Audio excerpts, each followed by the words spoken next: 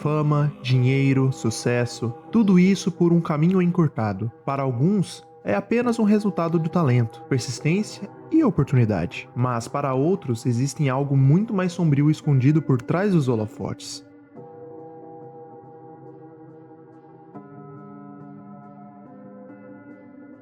Ao longo da história, artistas desconhecidos surgiram aparentemente do nada. Em pouco tempo, seus rostos estavam por todas as partes, suas músicas dominavam as paradas e seus nomes eram conhecidos por milhares de pessoas. Mas tudo junto com a fama repentina também surgiram mudanças estranhas, símbolos e declarações que pareciam revelar um preço que ninguém conseguia enxergar. God is the only person that I serve. My mom ain't here.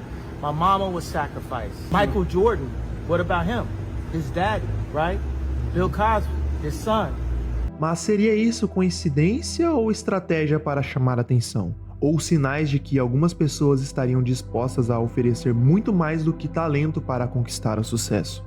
A ideia de vender a própria alma em troca de fama existe há séculos. O caminho comum até a fama é longo. Ele exige anos de tentativas, portas fechadas, planos fracassados e muitas rejeições. Para cada pessoa que consegue chegar ao topo, milhares desaparecem antes mesmo de serem notadas. Mas existe uma promessa muito mais sedutora, a promessa de um caminho mais curto, um atalho capaz de transformar um desconhecido em uma celebridade, colocando seu rosto nos outdoors e sua música sendo ouvida por milhares de pessoas, e tudo isso da noite para o dia.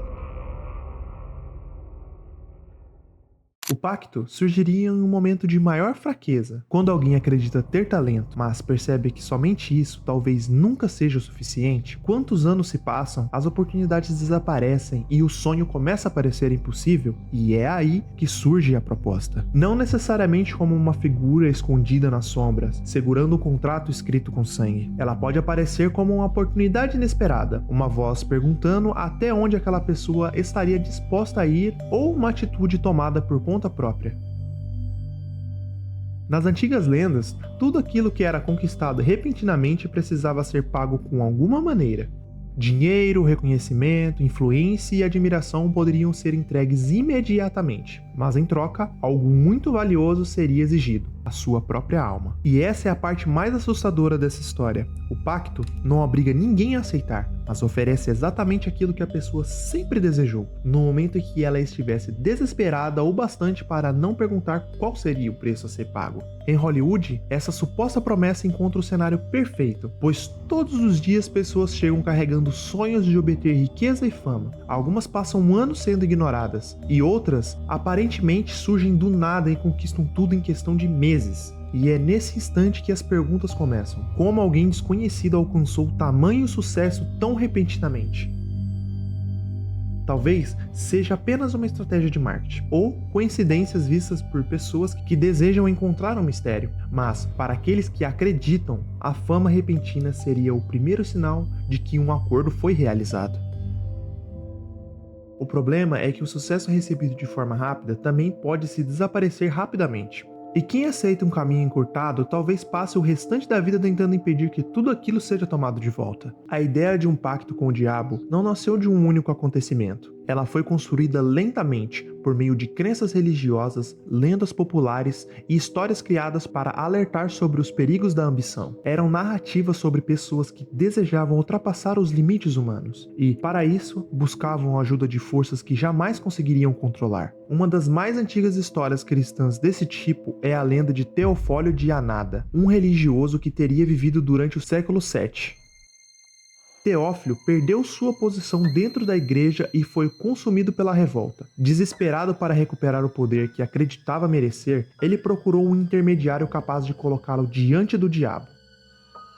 A proposta teria sido simples, era somente recuperar sua posição, e em troca, deveria renunciar à sua fé e assinar um contrato entregando-se às forças malignas. Segundo a lenda, o contrato foi firmado com o próprio sangue. Teófilo conseguiu aquilo que tanto desejava, mas essa conquista não trouxe paz. Quanto mais tempo se passava, mais ele compreendia a dimensão do que ele havia feito. O poder que antes parecia tão importante começou a perder o significado diante da possibilidade de uma condenação eterna. Arrependido, ele implorou por perdão. A história termina com uma intervenção da Virgem Maria, a recuperação do contrato e a liberdade de Teófilo. Por mais que isso seja uma narrativa religiosa e não um acontecimento historicamente comprovado, essa lenda se tornou uma das primeiras histórias populares a reunir os elementos que ainda hoje associamos a um pacto. Mas foi séculos depois, na Alemanha, que essa ideia encontrou o personagem que a tornaria imortal.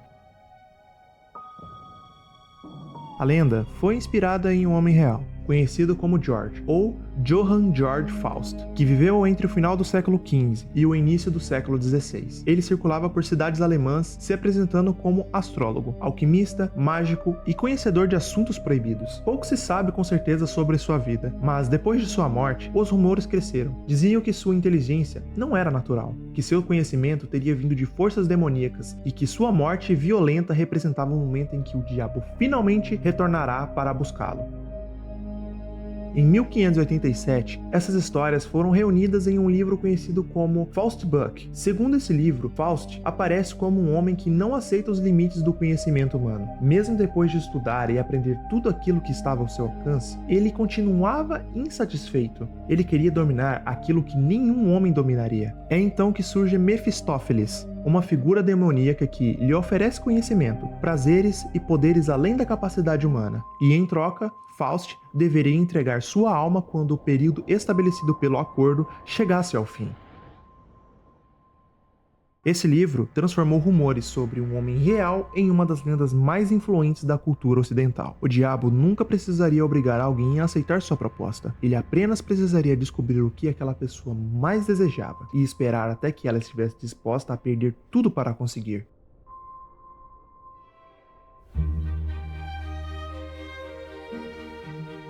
Na música, um talento extraordinário pode parecer quase sobrenatural. Um músico é capaz de executar aquilo e outros sequer conseguem compreender. Seus dedos se movem rápido demais, provocando sensações difíceis de explicar, e suas composições parecem nascer de algum lugar desconhecido. Para o público, aceitar que alguém passou a vida inteira praticando nem sempre é tão fácil quanto acreditar naquela habilidade que foi recebida de outra forma. No início do século XIX, essa suspeita perseguiu o violonista italiano Niccolò Paganini, que tocava de uma maneira que parecia impossível para a época. Ele explorava a harmônica, executava as passagens extremamente velozes e utilizava técnicas que poucos músicos dominavam. Sua aparência alta e extremamente magra e seus movimentos intensos durante as apresentações ajudavam a criar uma imagem perturbadora. O público não enxergava apenas um homem tocando violino, mas sim de estar diante de algo que não deveria ser humano. Surgiram rumores de que Paganini havia entregado sua alma em troca de sua habilidade. Pessoas afirmavam enxergar uma figura demoníaca ao seu lado durante as apresentações. Outros diziam que os sons de seu violino eram vozes de pessoas aprisionadas dentro do seu instrumento, mas nada disso foi comprovado. Paganini havia estudado música desde criança e desenvolvido novas formas de tocar, mas seu talento era tão incomum que a explicação sobrenatural parecia mais interessante do que a verdade. A história dos rumores em torno dele foi preservada junto com suas inovações musicais. Décadas depois, essa lenda contaria seu personagem mais famoso, Robert Johnson. No início da década de 1930, Robert era apenas um jovem que desejava desesperadamente tocar blues. Ele acompanhava músicos mais experientes e tentava participar das apresentações, mas sua habilidade com o violão ainda era limitada. Segundo relatos, músicos como John House e William Brown chegavam até a zombar dele, mas Robert só queria tocar ao lado deles, e ele parecia não possuir a técnica necessária. Até que em determinado momento, ele desapareceu por vários meses. Quase ninguém soube exatamente onde Robert estava ou o que ele estava fazendo. Quando retornou, ele não tocava apenas um pouco melhor. Ele voltou dominando o instrumento em apenas poucos meses, algo praticamente impossível de se conseguir apenas estudando. Suas mãos pareciam produzir o som de mais de um músico ao mesmo tempo. Aqueles que se lembravam do jovem inexperiente agora observavam um guitarrista completamente diferente. A transformação parecia rápida demais. Foi então que nasceu a história da encruzilhada. Segundo a lenda, Robert teria recebido uma orientação, que ele deveria pegar o seu violão e caminhar sozinho até uma encruzilhada, pouco antes da meia-noite, e foi assim que Robert teria assinado o contrato com o próprio diabo. A partir daquele instante, Robert teria sido capaz de tocar qualquer coisa que desejasse, mas em troca, quando sua vida chegasse ao fim, sua alma pertenceria ao mal. Não existem provas de que esse encontro aconteceu. O que existe é uma explicação muito mais humana. Durante o período em que ele esteve distante, Robert praticou intensamente e aprendeu com o guitarrista Ike Zimmerman. Quando voltou a Mississippi, meses depois, seu desenvolvimento surpreendeu aqueles que conheciam sua antiga forma de tocar. Mas as letras de algumas músicas dele davam a entender que algo sobrenatural realmente havia acontecido. Em Crossroad Blues, ele canta sobre estar sozinho em uma encruzilhada, tentando conseguir ajuda antes que a escuridão chegue. E em Me and the Devil Blues, descreve um encontro com o diabo. Já em Hellhound on My Trail, parece acreditar que uma criatura infernal está seguindo seus passos. Entre 1936 e 1937, Robert Johnson realizou apenas 2 sessões de gravação, deixando 29 músicas. Apesar da influência que teria no futuro, ele não alcançou uma fama gigantesca enquanto estava vivo. Ele morreu em 1938, aos 27 anos, entrando no grupo dos 27, onde supostamente todos os integrantes fizeram um pacto com o diabo. Pessoas afirmam que ele teria sido envenenado por um homem ciumento, mas as circunstâncias exatas da sua morte ainda é um mistério. A ironia é que a verdadeira fama de Robert Johnson começou depois de sua morte. Suas gravações atravessaram gerações e influenciaram nomes como Eric Clapton e Bob Dylan. Décadas depois, aquele jovem músico desconhecido seria reconhecido como uma das figuras mais importantes da história do blues. Se o pacto tivesse sido realizado em troca de fama, ela chegaria tarde demais para que ele pudesse aproveitar.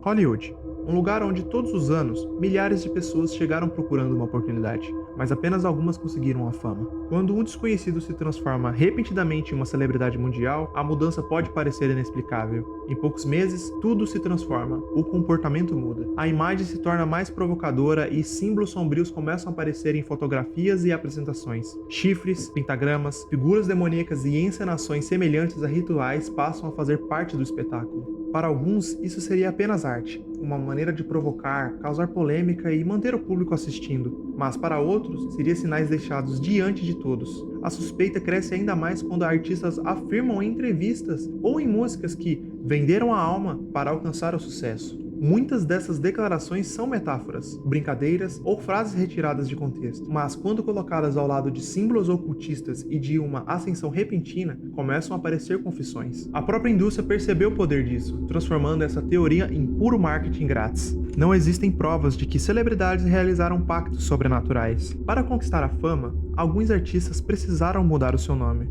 aparência e até aquilo que podem dizer publicamente, mas suas vidas passaram a ser controladas por contratos e expectativas de milhões de pessoas.